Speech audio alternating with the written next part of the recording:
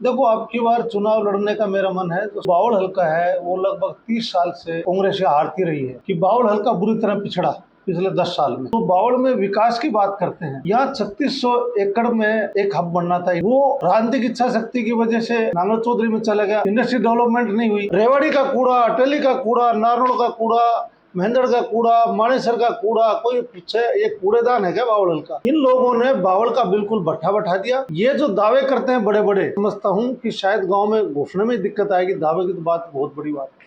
AIIMS जैसी बड़ी एक कहीं ना कहीं एक बड़ा एक इंस्टीट्यूट आया, ऑल इंडिया इंस्टीट्यूट है, और कहीं ना कहीं पूरे क्षेत्र को इसका लाभ मिलेगा, रोजगार भी डेवलप होगा। आप आखिर आपको इस तरह के विकास कार्य क्यों नहीं दिखते? क्या आप कांग्रेसी चश्मे से देखते सारे? सभी दलित वर्ग के लोगों ने भी प्रेशर बनाया, मेरे पे भी कहा कि आप भारतीय जनता पार्टी को छोड़ के और कांग्रेस की तरफ आए, अदरवाइज तो आपको अछूतों में भी अछूत मान लेगी दलित समाज। सर्वे के आधार पर टिकट मिलेगी और मुझे पूर्ण विश्वास है कि लोगों का जो मन है अब की बार मेरी तरफ है कि मनोहर लाल खट्टर जी ने हरियाणा का इतना भट्ठा बैठा दिया कि अब चाह के भी कुछ कर ले, अब मुझे लगता नहीं हरियाणा में भाजपा अपने आप को बचा पाएगी। अमित शाह जी, नायब सैनी जी, कोई भी कुछ भी कर ले, अब वो भाजपा को नहीं बचा पाएंगे। ऑप्शन में क्योंकि आप देख रहे हो आज इन लोग खत्म हो गई, जेजेपी खत्म हो गई, ग्रुप डी की छोटी मोटी नौकरियां दे दी। अफसरशाही इतनी हैवी है, भ्रष्टाचार इतना ज्यादा है, आम आदमी इतना त्रस्त और इतना परेशान है। साहब आज केंद्र के मंत्री हैं, बड़ी पावरफुल हैं, ये कहते हैं भाई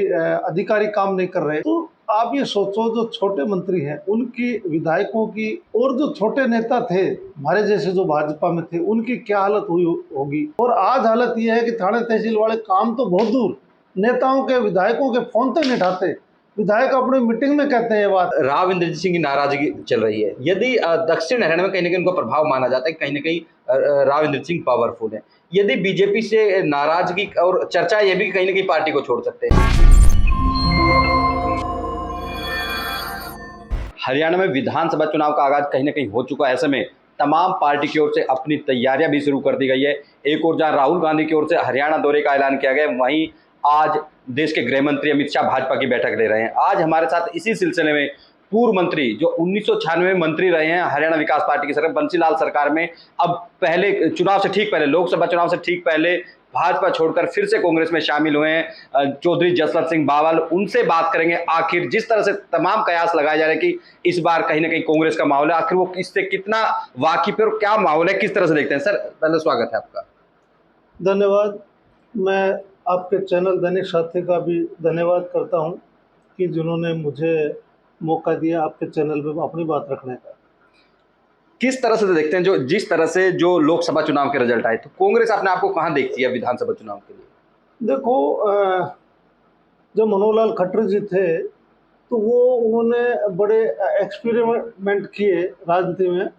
वो उनके एक्सपेरिमेंट हरियाणा के लोगों को पसंद नहीं आए और हालत ये हुई कि 5 सीट वो लूज कर गई भारतीय जनता पार्टी। उस समय अगर कांग्रेस को लगता था कि भाई हम अगर ठीक चुनाव रणनीति वो बनाते तो लगता है कि 9 लड़ रहे थे, 9 के लिए वो जीत जाते। एक टिकट वितरण पे भी सवाल उठाएगा, शायद वो भी आप भी वही बात कह रहे हैं। क्या टिकट वितरण में कोई गड़बड़ी हुई? नहीं, एक्चुअल में क्या है कि आज के दिन कोई ये कहे टिकट वितरण की गड़बड़ी है तो मुझे लगता नहीं वो बात ठीक है, क्योंकि आज के दिन चाहे वो भारतीय जनता पार्टी हो, कांग्रेस पार्टी हो, सभी एक सर्वे के आधार पे टिकट देते हैं। तो 1-2% तो मैं कह नहीं सकता वे अप्रोच चलती होगी नेताओं की, पर वो सर्वे जो है वो सर्वे पे टिकट बढ़ती है। वो सर्वे पे कांग्रेस ने भी सर्वे पे बांटी, जो जो कहते कांग्रेस वाले भी कहते हैं, बीजेपी भी कहती है हमने सर्वे पे बांटी। तो सर्वे के आधार पे टिकट का जो आधार है वो सर्वे है। अभी भारतीय जनता पार्टी के साथ साथ कांग्रेस ने भी कहा, अभी आपने राहुल गांधी जी के, हुड्डा साहब के बयान देखे होंगे कि भाई जो सर्वे करवाएंगे, 3 सर्वे होगी, सर्वे करवाएंगे और सर्वे के आधार पर जो नाम निकल के आएगा वो पार्टी का कैंडिडेट होगा। वो सर्वे कैसे होगी, क्यों होगी, किस तरह का उनका सिस्टम है सर्वे करने का, वो पार्टी हाईकमांड देखता है। मंत्री जी अभी बात कर लें तो कि अभी एक आवेदन भी मांगे जा रहे हैं। पिछले लोकसभा चुनाव में भी आवेदन मांगे थे कांग्रेस ने, उसमें कुछ नेता नाराज भी हो गए थे। इन आवेदन को कितना ठीक मानते हैं कि लोकतंत्र के लिहाज से कि आवेदन, क्योंकि पिछली बार कुछ नेताओं ने, आपके वरिष्ठ नेताओं ने इनकार कर दिया कि हम इस आवेदन को ही नहीं करेंगे, तो कितना वाजिब मानते हैं आप इसको? देखो, इससे पहले भी मैंने जब कांग्रेस की टिकट पहले भी ली थी, तो आवेदन तो उस समय भी होते थे, आवेदन आज भी होते हैं। और आवेदन की उस समय शायद 5,000 रुपये फीस उन्होंने रखी थी। और 5,000 फीस के साथ साथ उन्होंने कहा एक एक्टिव मेंबरशिप जब बनाते थे, 25 मेंबर आप बनाओगे तो एक्टिव मेंबरशिप थे, और आवेदन तभी आप कर सकते थे। तो आवेदन मांगना सब पार्टी का अधिकार क्षेत्र है, और आवेदन जो लड़ना चाहते हो आवेदन करें, इसमें कोई बुराई वाली बात भी नहीं है। एक सर्वे की बात हो रही कि 3 सर्वे होंगे, उसके आधार पर टिकट मिलेगा। सर्वे में अक्सर देखा जाता है, सर्वे में नाम जरूर आता है, लेकिन जो कहीं ना कहीं हाई कमांड डिसाइड करता है उसमें उनको टिकट मिल जाती है। कितना वाजिब है, क्योंकि तमाम पार्टी में इस तरह का होता हुआ दिखाई देता है। देखो, टिकट जो देने का जो पार्टी का सिस्टम है, वो सर्वे के साथ साथ नेताओं की अप्रोच भी चलती है। लोगों की जो उस समय जो हल्के में एक्टिव हैं पार्टी के लोग, उनसे भी एक बार सलाह मशवरा नेता करते हैं। और जो सारी चीज़ों पे ध्यान दे के भाई जीतने वाला कैंडिडेट कौन है, टिकाऊ कैंडिडेट कौन है, और कई बार तो देखते हुए महिलाओं को एडजस्ट करें, कई बार कोई कास्ट फैक्टर को एडजस्ट करें, वो कई चीज़ पार्टी हाईकमांड को देखनी पड़ती है। 2019 की बात करें, विधानसभा चुनाव से ठीक पहले आप कांग्रेस छोड़ते हैं, भाजपा में शामिल होते हैं, फिर वहीं आप ये कहते हैं कि मैं चुनाव नहीं लड़ूंगा। वो वजह क्या थी? और अब लोकसभा चुनाव से ठीक पहले आप बीजेपी को छोड़ते हैं और कांग्रेस में शामिल हो जाते हैं। अब की बार क्या आपका प्लान है? देखो, अब की बार चुनाव लड़ने का मेरा मन है, तो साथियों से हमने सलाह मशवरा किया, तो अब की बार हाईकमांड कांग्रेस से टिकट की डिमांड करेंगे। अगर हाईकमांड टिकट देगा तो बड़ी मजबूती से लड़ेंगे। और जो बावल हल्का है, वो लगभग 30 साल से कांग्रेस से हारती रही है। अगर पार्टी मुझे मौका देगी तो पार्टी को अब की बार वो जो 30 साल का हारने का जो कांग्रेस पार्टी का रहा, तो मैं दावे के साथ कह सकता हूं कि अब की बार कांग्रेस को हार का मुंह को यहाँ नहीं देखना पड़ेगा अगर मुझे मौका देते हैं। आपने 4 चुनाव लड़े, उसमें से आप 96 में ही जीत पाए, बाकी में आपको हार का सामना करना पड़ा। अब की बार भी भाजपा के बड़े कैंडिडेट वहाँ यदि बनवारी लाल जी को उतारते हैं, 2 बार के कैबिनेट मिनिस्टर हैं, वो कहते हैं कि कहीं ना कहीं सूरत बदल दी उन्होंने बावल की। तो किस तरह से इसको आप चैलेंज कर पाएंगे, और क्या वाकई में सूरत बदल पाई?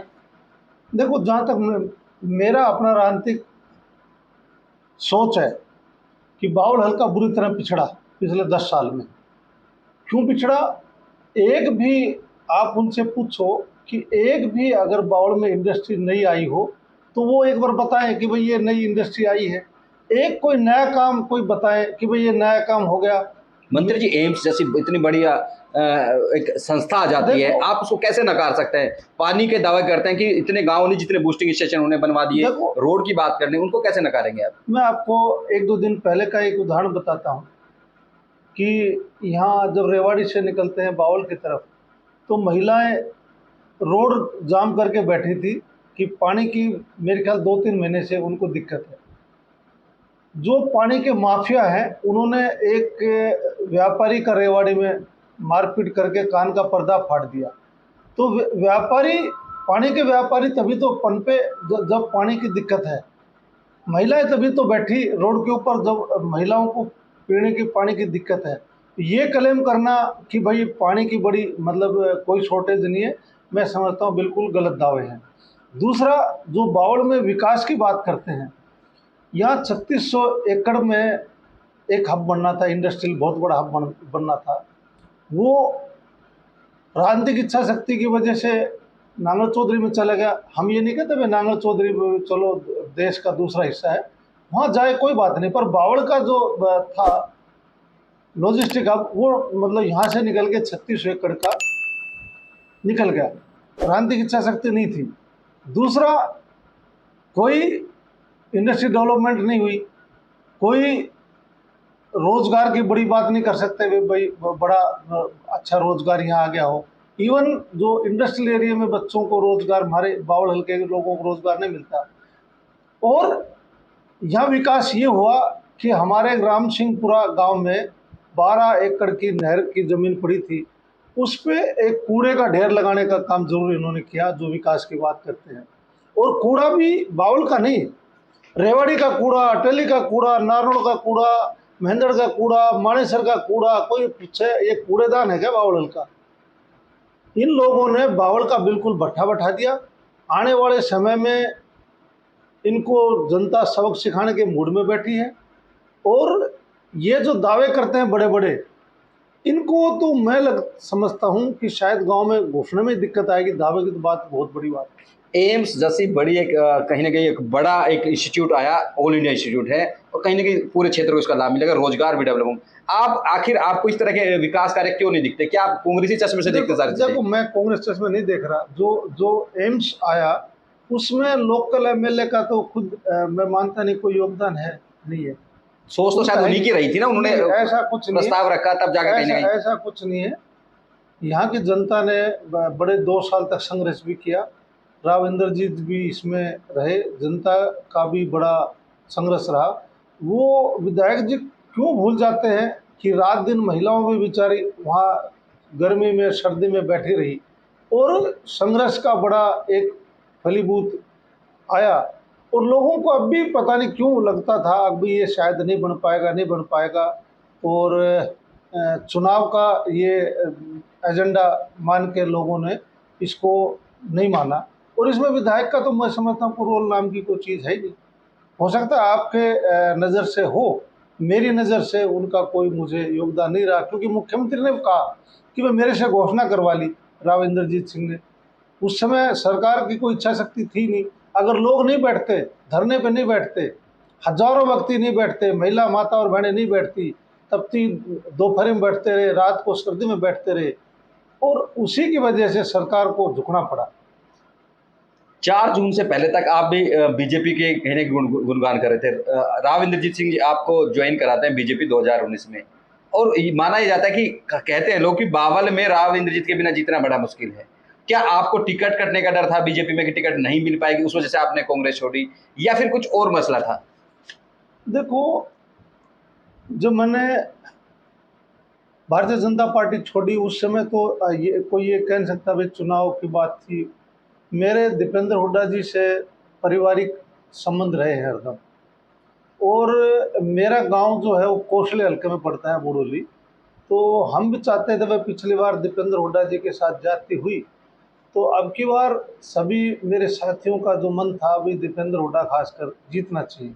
और दूसरा, जो भारतीय जनता पार्टी ने जो संविधान बदलने की बात, भारतीय जनता पार्टी वाले, चाहे वो मुख्यमंत्री जी थे, चाहे वो प्रधानमंत्री जी थे, चाहे वो आरएसएस के संघ प्रचारक थे, जो संविधान बदलने की बात जब आई तो खासकर जो दलित वर्ग के भाई थे, तो उन्होंने सभी दलित वर्ग के लोगों ने भी प्रेशर बनाया, मेरे पे भी कहा कि आप भारतीय जनता पार्टी को छोड़ के और कांग्रेस की तरफ आए, अदरवाइज तो आपको अछूतों में भी अछूत मान लेगी दलित समाज।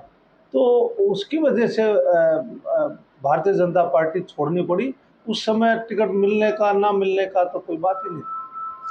आपने कहा कि कहीं न कहीं दलित समाज का आपके ऊपर प्रेशर था, इस वजह से आप आए कांग्रेस में। कहीं न कहीं दीपेंद्र हुड्डा से आपके पारिवारिक संबंध है। क्या वो पारिवारिक संबंध आपको टिकट दिला पाएँगे? क्योंकि कहीं न कहीं वहाँ पर एक कांग्रेस में की लंबी फहरिस्त है। तमाम अलवर तक के लोग लाइन में लगे हुए हैं। यहाँ पे एमएल रंगा हैं, तमाम इस तरह के लोग हैं जो लाइन में। आप किस तरह से मजबूत मानते हैं और आधार क्या है कि जिस पे आपको लगता है कि आप ही को पार्टी टिकट देगी? देखो, जो कांग्रेस पार्टी का जो टिकट का आधार वो सर्वे है। और मुझे लगता है कि भाई मेरा जो राजनीतिक के साथ साथ सामाजिक जो जीवन है वो लोगों को पसंद आता है। मैं पिछली बार मैंने खुद मना किया था भाई चुनाव में नहीं लड़ूंगा। अब की बार मैंने जब कहा भाई चुनाव लड़ूंगा तो लोगों ने भी ये बात को कहा भाई ठीक है आप चुनाव लड़ो। और उन्हीं से सलाह मशूरा करके भाई कहा भाई चुनाव लड़ने की आप तैयारी करो और कांग्रेस से चुनाव लड़ो। और जो टिकट का आधार है, मैं फिर कहता हूँ, इसमें किसी के कोई भाई भतीजावाद नहीं है। इसमें जो प्योर जो सर्वे है, सर्वे के आधार पर टिकट मिलेगी। और मुझे पूर्ण विश्वास है कि लोगों का जो मन है अब की बार मेरी तरफ है, क्योंकि राजनीतिक जीवन में पिछले 32 साल राजनीति में रहने के बाद भी एक भी कोई भ्रष्टाचार का, कोई करैक्टर का, कोई दूसरा दाग मेरे ऊपर नहीं है। और एक बात मैं आपको और बड़ी बताऊं कि बावड़ हल्के ने सिर्फ 2 पीढ़ी मेरे परिवार को बनाया है। मेरे पिता चौ राम प्रसाद जी एमएलए रहे, उसके बाद दूसरी पीढ़ी में एमएलए मैं ही आया हूँ बावड़ से।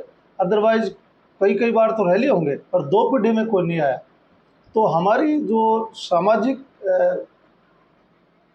सिस्टम है राजनीति से भी मजबूत है और लोग हमें पसंद करते हैं सामाजिक तौर पे भी। और इसी आधार पे मैं कह सकता हूँ कि अब की बार लोगों का जो सर्वे में भी मेरा नाम पहले पे निकल के आएगा। और टिकट मांगने को तो भाई सभी को अधिकार है, मांगेंगे, कोई वो थोड़ी। मंत्री जी, आपने कहा कि आपके फादर भी एमएलए रहे, आप भी एक ऐसी पीढ़ी आपकी है जो दोनों बार आपको जिताकर विधानसभा में भेजा। लेकिन हम यदि आकलन कर लें पिछले कुछ चुनाव का, एक 96 का छोड़ दीजिए, तो आप बहुत ज़्यादा वोट आपको नहीं मिल पाए। तो आपका वो आधार भी तो कहीं ना कहीं उसको जांच होगी ना कि आपको वोट कहीं ना कहीं लोग खड़े नहीं हुए आपके साथ। देखो 2004 के लगभग जो मैंने चुनाव लड़ा, उस समय भारतीय जनता पार्टी का चुनाव लड़ा। उस समय भारतीय जनता पार्टी संगठन से निकल के, मतलब पहले चुनाव लड़ती थी तो देवलाल के साथ मिलके, बंसीलाल जी के साथ मिलके पहली बार उस समय भारतीय जनता पार्टी ने अलग होकर चुनाव लड़ा था। और उस अलग होकर चुनाव लड़ने में उस समय भारतीय जनता पार्टी को लोगों ने पसंद, हरियाणा की जनता ने नहीं किया था और मुझे भी हारना पड़ा था। सारी सीटें यहाँ भारतीय जनता पार्टी हार गई थी। दूसरा चुनाव मैंने लड़ा 2014 में। 2014 में आपने देखा होगा, उस समय किसी और को टिकट दे दिया था और किसी वजह से पार्टी वो टिकट बदलना चाहती थी, मुझे बुला के चुनाव लड़वाया गया था। उस समय मोदी जी का फैक्टर था, मोदी मोदी पूरा देश पुकार रहा था। और हरियाणा में भी आपने देखा होगा कि पहली बार भारतीय जनता पार्टी जीत के आई थी और भारतीय जनता पार्टी की हवा थी, मोदी जी की हवा थी और मुझे चुनाव लड़वाया गया था बुला के। कहीं ना कहीं तैयार नहीं थे चुनाव के लिए आप? नहीं, चुनाव के लिए तैयार थे, पर चुनाव एक बार किसी की टिकट कट जाए, किसी को और दे दें या और कोई ऐसी बात हो जाए, फिर आपको कहे जाए आप चुनाव अब लड़ो, तो उस समय बड़े हालात चेंज हो जाते हैं। और दूसरा, उस समय भारतीय जनता पार्टी का, मोदी जी का माहौल भी था। एक अभी आप बात कर रहे हैं कि माहौल को लेकर बात कर रहे हैं, बीजेपी में राष्ट्रवाद के कहीं ना कहीं चुनाव लड़ती है। जिस तरह से गोलबंदी हुई अब की बार जाट समुदाय की और एससी समुदाय की, क्या वो लोकसभा की तरह विधानसभा में भी उसकी परिणति होती दिखाई देगी? वो गोलबंदी फिर से दिखेगी या बीजेपी उसको कहीं ना कहीं, क्योंकि कोशिश कर रही है, आज अमित शाह खुद कमान संभाले हुए हरियाणा चुनाव की, उसको ब्रेक करने में कामयाब होगी? और कांग्रेस कितना उसमें देखती है अपने आप को? देखो, जहाँ तक मेरा ख्याल है कि मनोहर लाल खट्टर जी ने हरियाणा का इतना भट्ठा बैठा दिया कि अब चाह के भी ये कितना ही कुछ कर ले, अब मुझे लगता नहीं कि अब ये हरियाणा में भाजपा अपने आप को बचा पाएगी। अब तो नायब साहनी जी अच्छा आदमी है, अच्छा जो उनका बिहेव अच्छा है, मेरे भी अच्छे मित्र रहे हैं, उनका बिहेव ठीक है। पर वो हरियाणा में इतना भट्ठा बैठ गया कि अब चाह के भी अमित शाह जी, भाजपा की हाई कमांड, नायब साहनी जी, कोई भी कुछ भी कर ले, अब वो हरियाणा से भाजपा को नहीं बचा पाएंगे। और लोगों का जो मन है भाजपा के, क्योंकि बहुत खिलाफ हैं, और ऑप्शन में, क्योंकि आप देख रहे हो आज इन लोग खत्म हो गई, जेजेपी खत्म हो गई, जेजेपी को इतनी गुस्सा था लोगों का कि मुश्किल से अब 1% वोट भी नहीं ले पाई। इन लोग आप देखो बुरी तरह धराशायी हो गई। तो अब लोगों को एक तरफा ऑप्शन कांग्रेस पार्टी दिख रही है कि वे कांग्रेस पार्टी को ही बढ़ाओ। और भूपेंद्र हुड्डा के प्रति भी लोगों को बड़ी सिंपैथी है कि भाई भूपेंद्र हुड्डा को मुख्यमंत्री बनाएं और कांग्रेस को किस तरह लाएं और किस तरह चुनाव की इंतज़ार में है लोग कि किस तरह चुनाव हो, भाजपा को मजा सिखाएं। और अब हालत ऐसी, कितना भी कुछ भी कर अमित शाह जी कोशिश कर ले, अब वो भाजपा को हरियाणा से नहीं बचा पाए। मंत्री जी, आप भी लगातार एक वरिष्ठ नेता हैं, तमाम आकलन किए, तो आप किस तरह से देखते हैं कि क्या बड़ा नुकसान आप बीजेपी की तरफ से ऐसे क्या काम रहे कि लोगों में इतनी नाराजगी देखी गई? क्योंकि भ्रष्टाचार के नाम पर वो कहते हैं कि हमने पारदर्शिता सरकार देने का काम किया, पोर्टल लेके आए कि ताकि ट्रांसपेरेंसी आ सके, भ्रष्टाचार कहीं ना कहीं दूर हो सके। वहीं जब आपकी बात है तो कांग्रेस में एक बापू बेटे की सरकार कहा जाता है कि बापू बेटे तक सरकार है, तमाम तरह के आरोप लगाए जाते हैं और कहीं ना कहीं जो पूर्व सीएम है भूपेंद्र हुड्डा कहीं ना कहीं इस तरह के मुकदमे भी चल रहे हैं, तो कहीं ना कहीं ये नेगेटिव नहीं जाएगा चुनाव में? देखो, बात यह है, जो मुकदमे हैं वो राजनीतिक तौर से मुकदमे हैं। दूसरा क्या है कि जो दीपेंद्र हुड्डा है, उनकी जो इमेज है, आप उनको बेशक बाबू बेटा की कह लो, पर उनकी इमेज मुख्यमंत्री से, पार्टी से हटके भी उनकी सामाजिक जो इमेज है वो बड़ी ज़बरदस्त है, लोगों में बड़ी उनकी फॉलोइंग है। दूसरा, जो मुकदमेबाजी है वो राजनीतिक तौर पे मुकदमेबाजी है, हरियाणा की जनता देख रही है। जितने भी विपक्ष के नेता हैं, भाजपा ने उन पे सब पे कोई ना कोई मुकदमे लगा के छोड़ रखे। और आज हालत ये है कि कभी कहते हैं जी हम इनको बंद कर देंगे, कभी दूसरी बातें करते हैं। तो जितना भी ये हाथ पर हिलाएंगे विपक्ष के नेताओं को तंग करने के लिए, भाजपा की इमेज उतनी ही खराब होगी। दूसरा, आप ये कहते हो बड़े काम हुए, इन्होंने ये पोर्टल इतने ला के छोड़ दिए कि आम आदमी उन पोर्टलों में उलझ गया। और ये ग्रुप डी की छोटी मोटी नौकरियों को छोड़ के बाकी आप देखो जितने भी नौकरी आई सब में पेपर आउट होते हैं। और जितने बड़े पोस्ट हैं, चाहे वो HCH की हैं, चाहे वो तहसीलदारों की हैं, चाहे वो DSP लगे, चाहे वो दूसरे लगे, चाहे वो बिजली बोर्ड में SDO लगे, आप उन पर रिकॉर्ड उठा के देखें, वो तो बाहर के लगे, गुजरात के लगे, कोई और कहीं लगे। मतलब हरियाणा की जनता का तो यहाँ के बच्चे अपने आप को ठगा महसूस करते रहे। ग्रुप डी की छोटी मोटी नौकरियाँ दे दी। और अफसरशाही इतनी हैवी है, भ्रष्टाचार इतना ज़्यादा है कि आम आदमी इतना त्रस्त और इतना परेशान है। ये कहते रहे भी हम बिजली 24 घंटे दे रहे हैं, आप देखो कितने कट हैं। ये कहते हैं कि हमने नहरों की व्यवस्था कर दी, दक्षिण हरियाणा में नहर सारी छांट दी। आज नहर पे आप जाओ, आज सारी नहर हटी पड़ी हैं, रोडों की हालत बड़ी ख़राब है, बिजली पानी की हालत बड़ी ख़राब है। और कहने को तो बड़ी सफाई से ही अपने बयान देते रहते हैं, पर धरातल पे कुछ नहीं है। धरातल पे लोग इनको ढूंढ रहे हैं, आओ आओ आओ बीजेपी के वाले लोग आओ, ताकि गांव में तुम्हारा अच्छा स्वागत करें। ये हालत है। मंत्री जी, आपने कहा कि बिजली का कट या अफसरशाही जो हावी है, राव इंद्र सिंह भाजपा के सांसद तीसरी बार बनते हैं और चुनाव जीतने के बाद सीधे तौर पर सरकार पे आरोप लगाते हैं कि गुड़गांव के हालात कैसे थे, वहां पे बिजली कट का उन्होंने आरोप लगाया, सफाई समस्या को आरोप लगाया और नाराज भी हैं। आप राव इंद्रजीत सिंह की नाराजगी को किस तरह से देखते हैं? कहीं ना कहीं बीजेपी पर भारी पड़ेगी, क्योंकि जिस तरह से उन्होंने शपथ भी देरी से ली, अब जो रोहतक में एक समारोह हुआ उसमें भी नहीं गए, तो किस तरह से देखते हैं इस पूरे सीन को आप? देखो, किसी समारोह में जाना ना जाना वो नेताओं पे है। तो मेरी जो नॉलेज थी कि राव साहब को शायद कमर में प्रॉब्लम थी, तो इस वजह से वो शायद उस पर नहीं गए। दूसरा, राव साहब आज केंद्र के मंत्री हैं, बड़ी पावरफुल हैं, अधिकारी आज स्वच्छंद हो गए। जब राव साहब जैसे व्यक्ति, बड़े पावरफुल व्यक्ति, ये कहते हैं कि भाई अधिकारी काम नहीं कर रहे, तो आप ये सोचो जो छोटे मंत्री हैं उनकी, विधायकों की, और जो छोटे नेता थे हमारे जैसे जो भाजपा में थे, उनकी क्या हालत हुई होगी और उनकी क्या सिस्टम रहा होगा। तो वो तो बेचारे छुपते घूम रहे हैं, मतलब काम तो बहुत दूर है। वो अपने आप को राजनीतिक तौर पे छोड़ो, सामाजिक तौर पे भी छुपते बेचारे घूमते रहे। कि लोग आते हैं, छोटे मोटे काम थाने तहसील के, लगभग 80% लोगों के काम थाने तहसील के होते हैं। और आज हालत ये है कि थाने तहसील वाले काम तो बहुत दूर, नेताओं के, विधायकों के फ़ोन तक नहीं उठाते। विधायक अपनी मीटिंग में कहते हैं ये बात, अभी विधायक मतलब हमारे फ़ोन तक भी नहीं उठाते। आपने देखा होगा कि हमारे कोहली के विधायक जी ने मुख्यमंत्री जी को कहा कि SP साहब मेरे फ़ोन तक भी नहीं उठाती, जबकि SP साहब वहीं बैठी थी। मुख्यमंत्री ने उसी समय कहना चाहिए था भी आप इन फ़ोन तो उठाओ कम से कम। ऐसी हालत आज विधायकों की है। तो जब केंद्र का मंत्री, इतना पावरफुल मंत्री, वो मतलब अपनी बात कहता भी अधिकारी काम नहीं करते, बिजली पानी की कट लंबा लंबा है, तो फिर सरकार फिर कैसे कह रही है अभी 24 घंटे हम बिजली दे रहे हैं? उनके सरकार के वजीर ही कहते हैं 10-10 घंटे का कट है। एक राव इंद्रजीत सिंह की नाराजगी चल रही है। यदि दक्षिण हरियाणा में कहीं ना कहीं उनका प्रभाव माना जाता है, कहीं ना कहीं राव इंद्रजीत सिंह पावरफुल है। यदि बीजेपी से नाराजगी और चर्चा ये भी कहीं ना कहीं पार्टी को छोड़ सकते हैं, क्या बीजेपी को इससे नुकसान होगा यदि वो इस तरह का कोई डिसीजन लेते हैं? तो क्या कांग्रेस कहीं ना कहीं उनको स्वीकार करेगी? देखो, कांग्रेस स्वीकार करे ना करे ये वो मेरा चैप्टर नहीं है, वो तो हाईकमांड को देखना है कि इतने बड़े नेता हैं, वो अपना फैसला हाईकमांड से मिलकर ही करेंगे।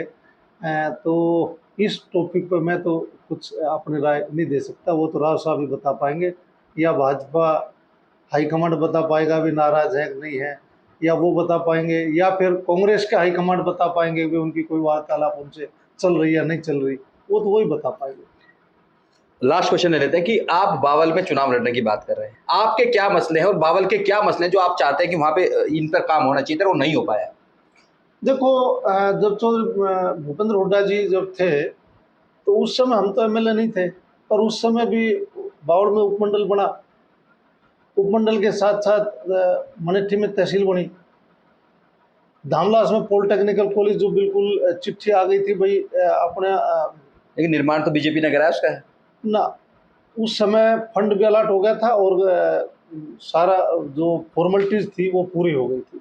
आज जो भाजपा वाले कहते हैं डिले कोई काम करके कह दो जी हम कर रहे, वो गलत है। तो तहसील उस समय बनी, आपके धमलास का पॉलिटेक्निकल कॉलेज उस समय बना, ठीक है। पाली का जो लड़कियों का कॉलेज है वो हमने बनवाया, और बावड़ का उपमंडल बना।